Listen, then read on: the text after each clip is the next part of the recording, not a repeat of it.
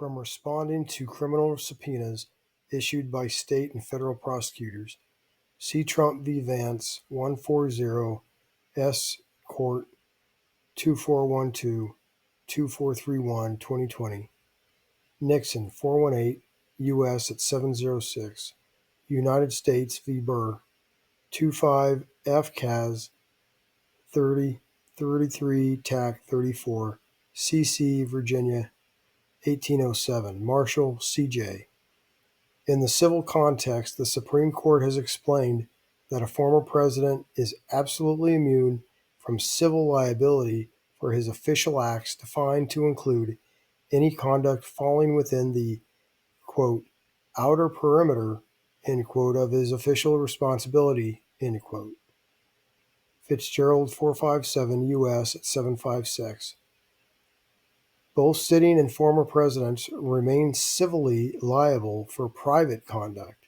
Clinton v. Jones 520 U.S. 681 686 694 Tac 95 1997.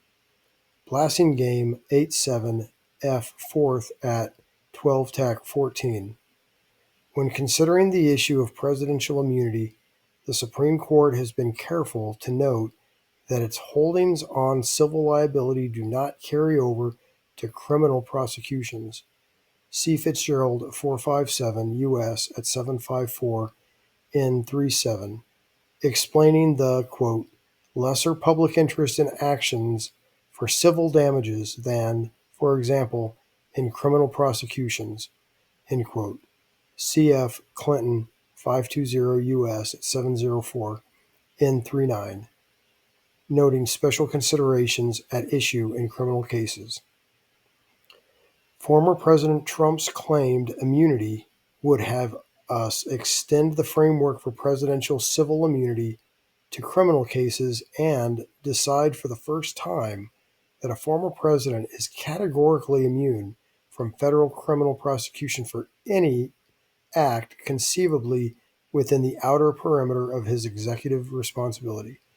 He advances three grounds for establishing this expansive immunity for former presidents. 1. Article 3 courts lack the power to review the president's official acts under the separation of powers doctrine. 2. Functional policy considerations rooted in the separation of powers require immunity to avoid intruding on executive branch functions. And 3. The impeachment judgment clause does not permit the criminal prosecution of a former president in the absence of the Congress impeaching and convicting him.